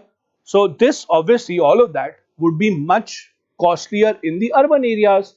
So it's very obvious that in the urban areas, you will have to spend better proportion or a larger proportion of your money on non-food activities. Again, do remember this trend as well. It's a part of this survey. Apart from this, where exactly is it that most of the non-food expenditure has gone? Conveyance, clothing, entertainment activities, durable goods, all this is where most of the non-food expenditure is going. All of these would cost much lower in the rural areas, much higher in the urban areas, and that is why you see the difference between the two. Now over here, there is one other aspect, there is one other extremely important factor that you must know. Something that the UPSC has asked multiple times, something called the Gini coefficient. Now what is a Gini coefficient? During economics, you will study a lot of different indicators, a lot of different rules and regulations and laws, and they are used for different things. One of them is called Gini coefficient. Gini coefficient in simple terms tries to measure income inequality in a society. Now as you know, every country, including India, suffers from income inequality.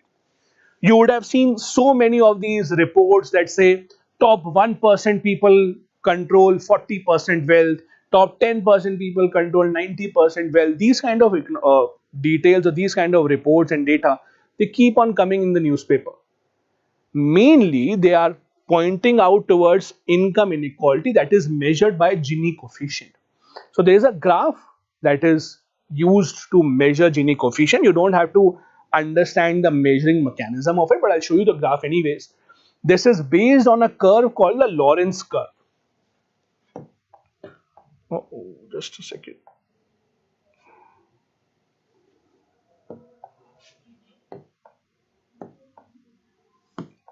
So this is based on what we call as the Lorentz curve. The Lorentz curve basically tells you how the income is divided in the entire population. So for example, the Gini coefficient has different values. If the Gini coefficient has a value of 0, 0 indicates no inequality, means perfect distribution of income, means it is impossible to achieve, that is too ideal. You cannot have a situation, a country where everyone is earning equal amount of money. Doesn't matter even if you have socialism, whatever kind of socialism you might have, but you can't have an assurance that everyone will be earning the same. So in an ideal situation, Gini coefficient will be 0. That means 0 income inequality. Gini coefficient 1 means 100% income inequality. That means maximum inequality that can exist, means a single individual has all the income. So Gini coefficient 1 means one single person earns everything, others are not earning anything. That is the range of Gini coefficient. Let's see how does that usually look in a map. That is how it usually looks in a map. So Gini coefficient is measured like this. This blue curve that you see here, this is called the Lorentz curve. This dotted line, that is a diagonal that you see here, is called as a line of equality. Means this is the line that represents when there will be Gini coefficient of 0, when there will be absolute equality in the society in terms of income. This area under the line of equality and over the Lorentz curve, so this area is the area that is calculated to calculate the value of Gini coefficient. In this case, for example, Gini coefficient value is 0.33. The larger the value, more is inequality. The smaller the value, lesser is the inequality. The reason why we are discussing this here is that the survey points out towards high inequality of income both in the urban and in the rural areas. In urban areas, the Gini coefficient is even higher. In urban areas, the income inequality is even higher as compared to the rural areas. This is what I discussed. Gini coefficient is used or is calculated using that Lorentz curve, and the shaded area between the line of equality and the Lorentz curve gives you the value of what you call as a Gini coefficient. Now, let's see if you can answer a couple of questions again based on this survey to test your knowledge. Again, the best way would be pause here on the screen, read the entire question here. In case I am coming in your way, I'll just go to the side so that you can read the entire question here, pause on the screen, calculate what your answer should be, and then you can replay the video and check whether you got it right or not. So, okay, now I hope that you have gotten and written down your answer and you can replay. Let's see. First, with reference to household consumption expenditure survey of 2023-24, consider the following statements. Number 1, the monthly per capita expenditure in rural areas has surpassed that of the urban areas. Is that the case? No. We just discussed this. The monthly per capita expenditure has always been higher in the urban areas and there has not been any deviation from that trend. It's an ongoing trend. The share of non-food items in the monthly per capita expenditure is higher than that of the food items in the rural and urban areas. Just take your mind back to the graph that we just had. Remember the graph that I showed you? There was a bar graph about how much expenditure on non-food commodities does it have or do we have in rural areas against the urban areas. Remember those values, they were again above 50% for both rural and urban.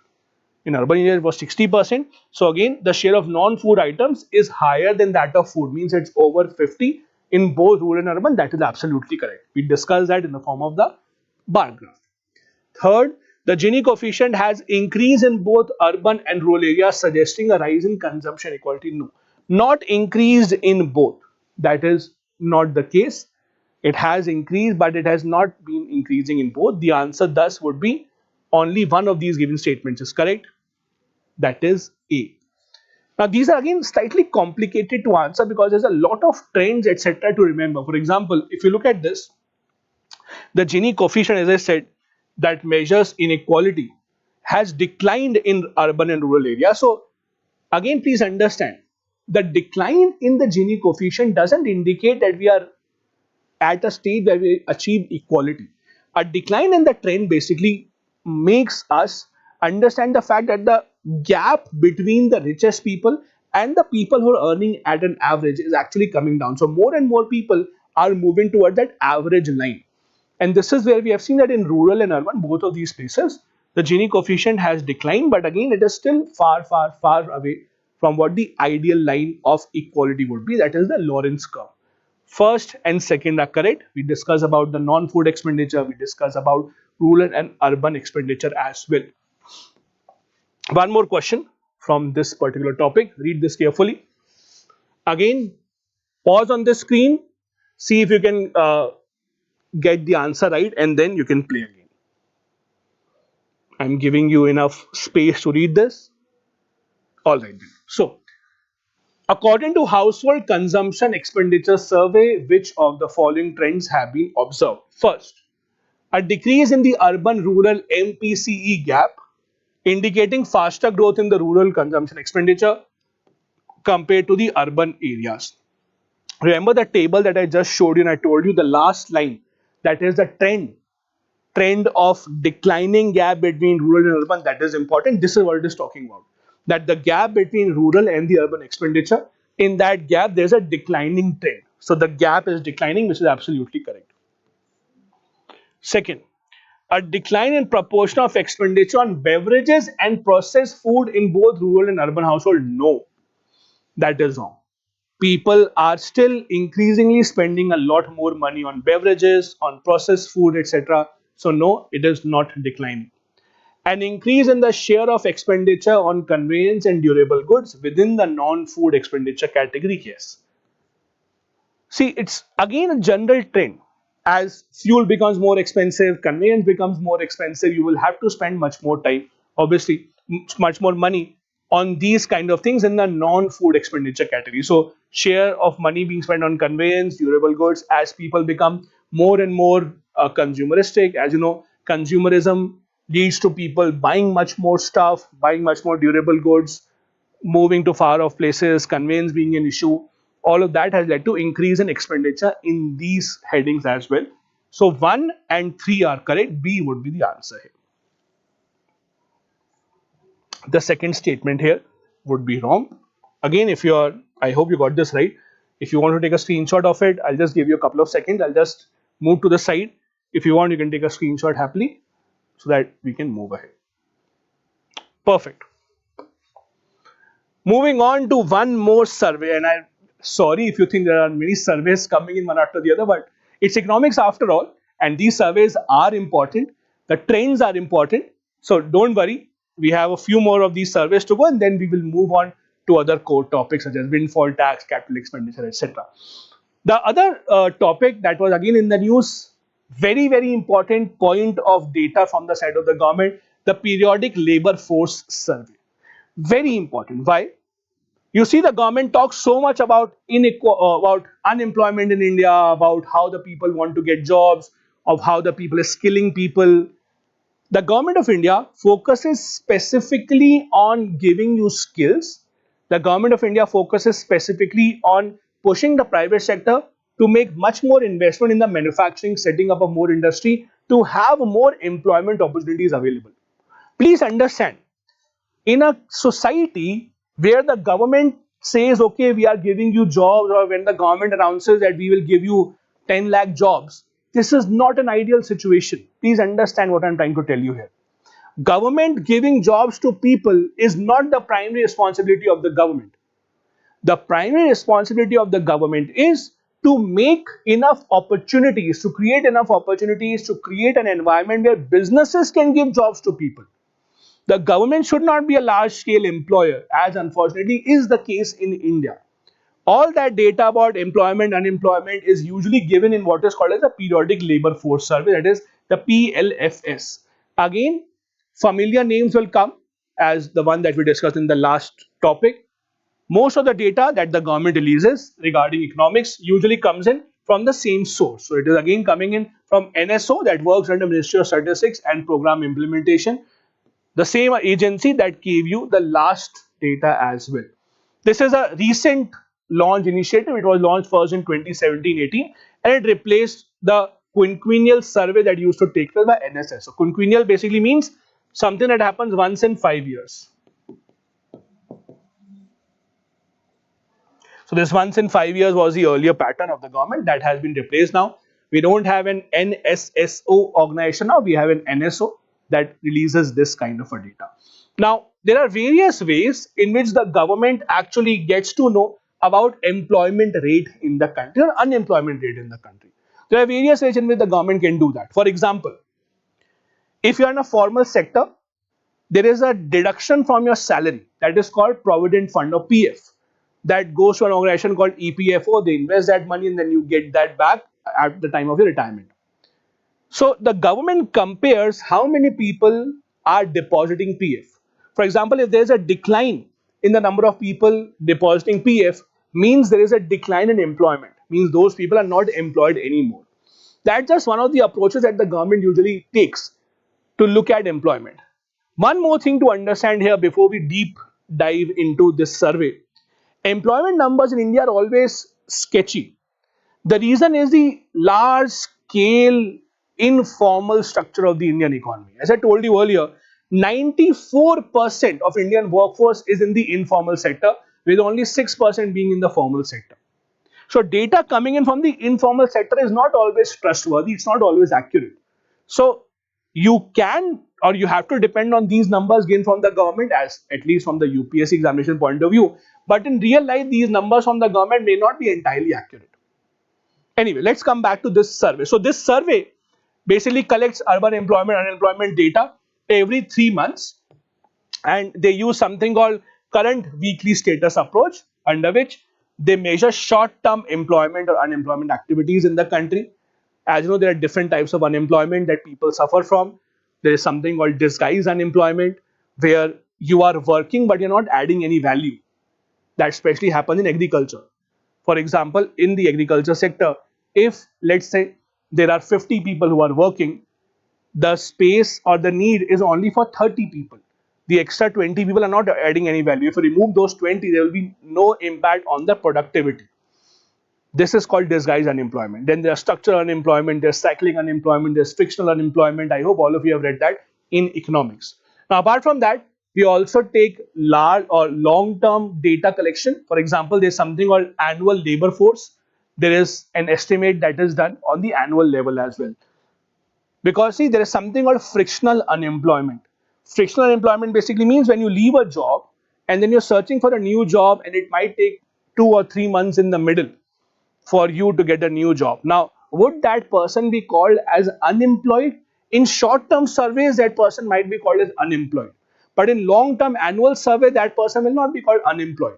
So if you take a really short-term measure of these data, of these numbers, when you are calculating this on a monthly or a weekly basis, you will never get exact data of the economy. So it's usually done on slightly larger scale, that is on the annual level as well, where the government calculates how many people are employed and unemployed. One more factor that this periodic labor force survey focuses on is a worker population ratio in India. Now, the worker population ratio in simple terms means the people who are employed, who are working, in proportion to the population. Also, please understand when we take this population, we are talking about the working age population. So we are not counting kids. So usually we take people above 15 years of age. That population is used as a base, and then you calculate how many people actually employed. Overall, the worker population in India ratio here is 58.2% as per the survey. So overall, people who are in the working age, out of those 58.2% people are employed. It's not that others are unemployed. Maybe that others are not even finding jobs. It may happen that they're not finding jobs at their choice. Unemployed would be if you're finding job or trying to find a job but you're not getting any. In terms of male and female, the male worker population ratio is about 76.3. The female one has increased considerably to 40.3. Now please understand, 76.3 male worker population ratio does not mean that out of all the workers in India, these many are males. No. What this means is out of the male working population, 76.3% people are working. So it's a proportion as compared to the male working population. Similarly here, from the female working population in the country, about 40.3% are a part of the workforce. So don't think why is it not adding up to 100, because these are not in terms of the number of people who are working. These are in terms of how many male in the working age exist in the country. Out of them, how many are in the workforce, how many females are in the working age, and how many of them are working here. That is how these numbers are. There has been a consistent increase in the female labor force participation, as we have seen here as well. It has reached 40%, which is a good sign. It means out of about 100 female who are in the working age, about 40 odd are a part of the workforce. The government is consistently trying to give a push to them even further, but there's still a big gap between male and female labor force participation. These numbers are from the periodic labor force survey. Apart from that, in terms of unemployment, this is where the numbers lie. The survey says rural unemployment is about 2.5% right now, increased slightly. So it says that in 2022-23 it was 2.4%, increased to 2.5%. Urban unemployment rate has decreased. It was 5.4% in 22-23, decreased to 5.1%. So again, focus on the trend, not the exact data. The trend is increase in rural and decrease in urban, number one. Second thing that you have to understand here is, in comparison of rural versus urban, unemployment will always generally will be higher in the urban areas. Please understand this. The reason is simple. In the rural areas, agriculture plays a big role.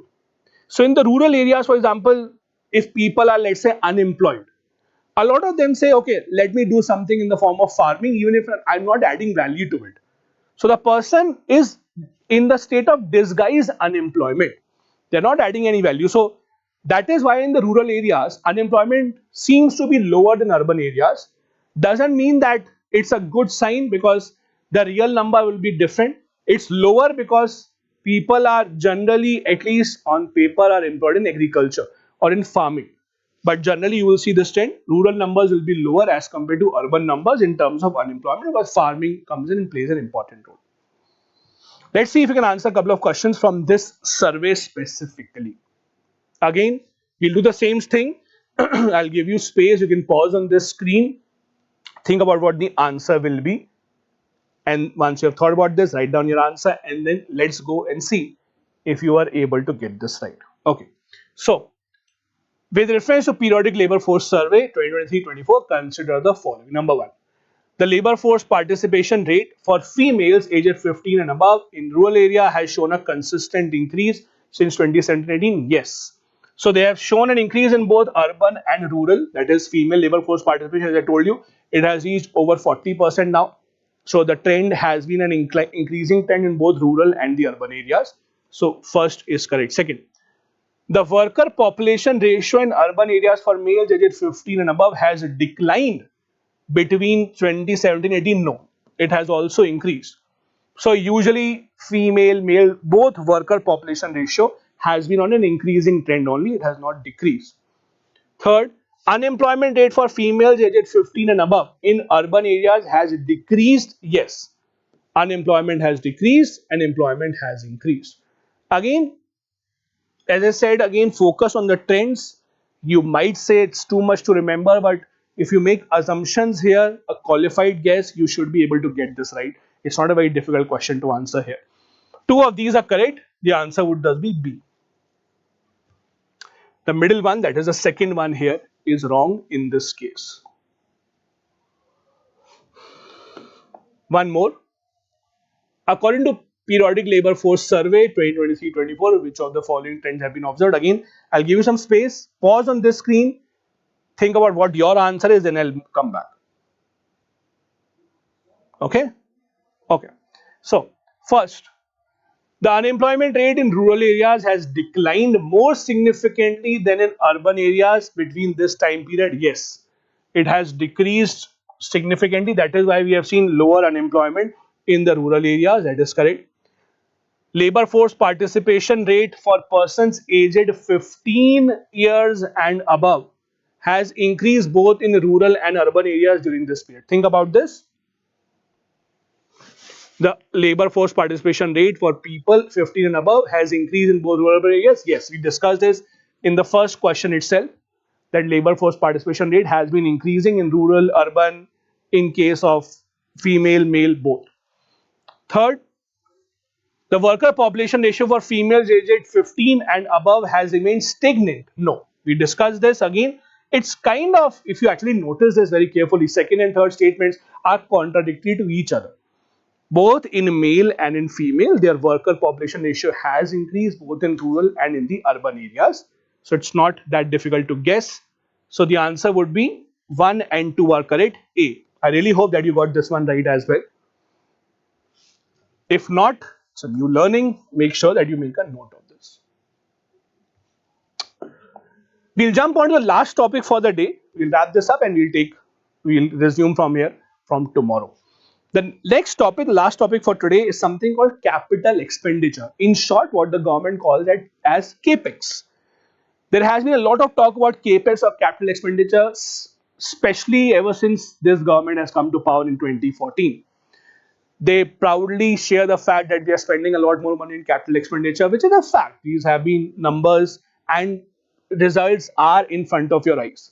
In simple terms, capital expenditure is an expenditure of the government that creates certain asset or reduces the liability. So when the government spends money to build roads, ports, airways, let's say even weapons, submarines, all of that is capital expenditure. It's considered a good form of expenditure because it creates jobs. People would have to work on it. It improves the ease of doing business. It improves the economy overall. On the other hand, the other kind of expenditure that the government makes is called revenue expenditure. Revenue expenditure is something that the government does not get anything in return for.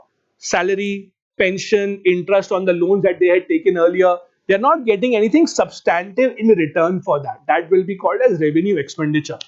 Capital expenditure is something that the government boasts of, as I told you earlier. In fact, for capital expenditure, the government might take a lot of loan as well as they do from outside India and from the market. This is not considered a bad kind of a debt.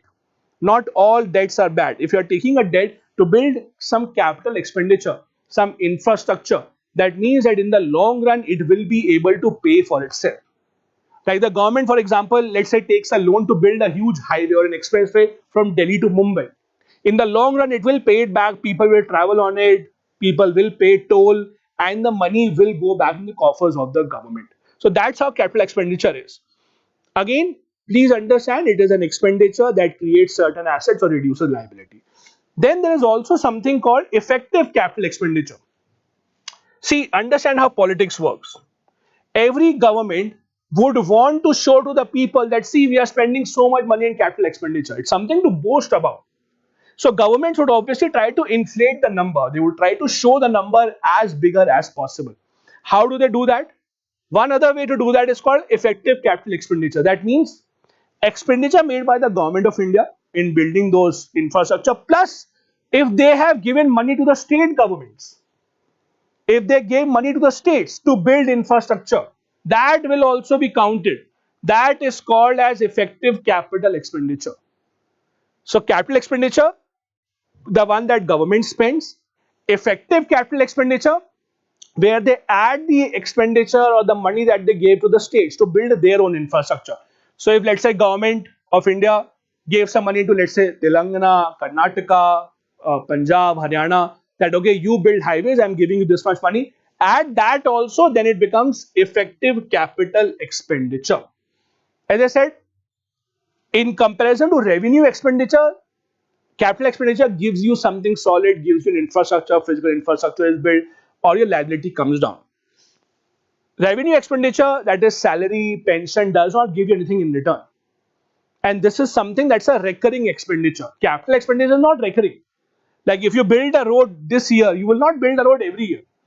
If you have built a port or an airport today, it will now be valid for the next 50, 100 years. It will not be built every year. On the other hand, revenue expenditure, salary, pension, that's a recurring expenditure that you have to do every single year. Now, look at this. I will highlight a very common mistake that the students make here. One of the most common mistakes students make in capital expenditure is that when someone asks you what is capital expenditure, you say construction of roads, etc. That is building of roads or building of any infrastructure. Purchase of land, fine. But you forget this last part. Look at this. Repayment of loans. I am repeating once again. Capital expenditure is not just the expenditure that you make to build infrastructure. It is also the expenditure that reduces your liability.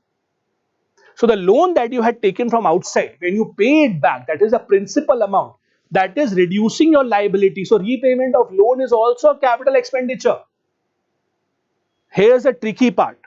When you repay the interest, that is not capital expenditure, because when you are paying back the interest to someone from whom you took the loan, that is revenue expenditure, because that is not reducing your liability. Your liability will be reduced if you are paying back the loan. These kind of tricky questions are always asked by the UPSC in the prelims exam to segregate between revenue and capital expenditure. So if the interest is being paid back, that is not reducing your liability. That is only revenue expenditure. If capital is being paid back, or if the principal is being paid back, repayment of loan, that is capital expenditure. So do remember this distinction. This is important for the prelims examination. That is the difference between capital and revenue expenditure. That is the government's trend.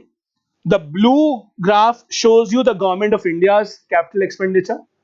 Yellow shows you how much money they gave to the states to build their infrastructure. So in total, this will be the effective capital expenditure, which as you see has been on an increasing trend. Okay, so this is from the government of India. This is the money they gave to the states. So effectively, this is the amount of money that they are spending. This is again, all numbers are in lakh crore. So about 15 lakh crore is for this year. A couple of questions here again to end this session. Again, I'll give you space. I'm taking side. Please pause on the screen, think about the answer, and then we'll move ahead. I hope you have read this. Okay, let's see. With reference to capital expenditure in India, consider the following. First, capital expenditure by union government is classified as revenue expenditure in accounts if it is incurred on asset creation for PSU. No. PSU mean public sector enterprises, government companies. Even if you are building capital for them, even if you are building infrastructure for them, that is also capital expenditure only. That is not revenue expenditure. States have shown a higher capital outlay to GSDP, means gross state development product, domestic product, sorry, ratio than the center, means states spend a higher amount in capital expenditure than the center. Although this gap has come down, this is correct. So the ratio of money spent in capital building has been more at the states level as compared to center level, because a lot of these infrastructure building things come in the state list, like education and agriculture, etc. So they spend more money. Capital expenditure of union government in budget 24-25 is over 3% of GDP. Largest allocation is going to transport and defense. That is also correct. In fact, government again boasts of the fact that every budget they keep on increasing this capital expenditure outlay. 2 and 3, two of these given statements are correct. B would be the answer here. The first statement in this case is wrong. You can take a screenshot from here if you wish to. I have one more question. Again, we'll do the same. I'm giving you space. Pause on the screen, think of the answer, and once you have, you can replay it. Okay. Consider the following implications of increased capital expenditure.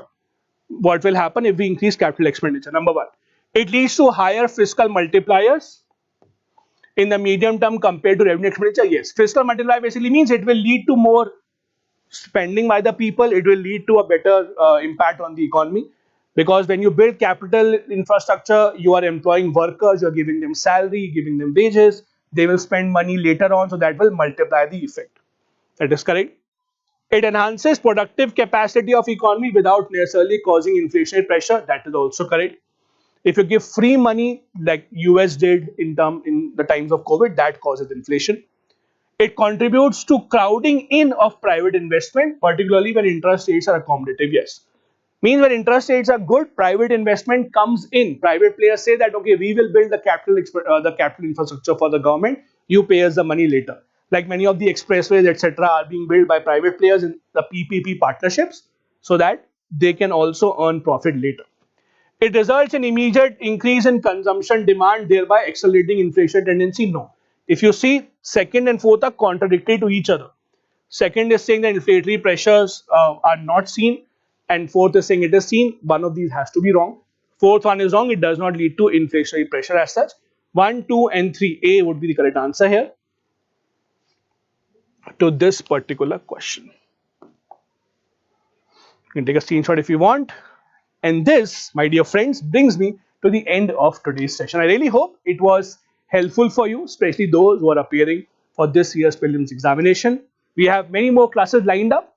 In economics, we'll be covering each and every important news in the last year or year and a half. Do stay tuned here. Do join me tomorrow as well at 12 as we resume from here to take a bunch of other topics. If you're new here, do hit the like and the subscribe button. Invite your friends also, the ones that you are preparing for the UPSC examination. It will be mighty helpful for them. That is something that we can guarantee from our side at Narayana IAS. Thank you so much for watching. Bye-bye. Jai Hind.